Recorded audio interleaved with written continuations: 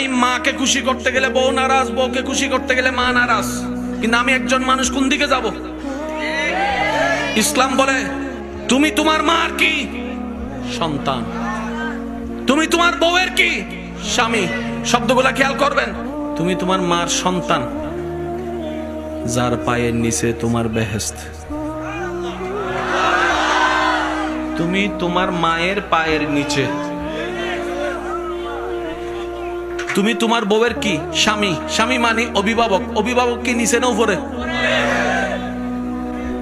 মায়ের পায়ের নিচে তুমি,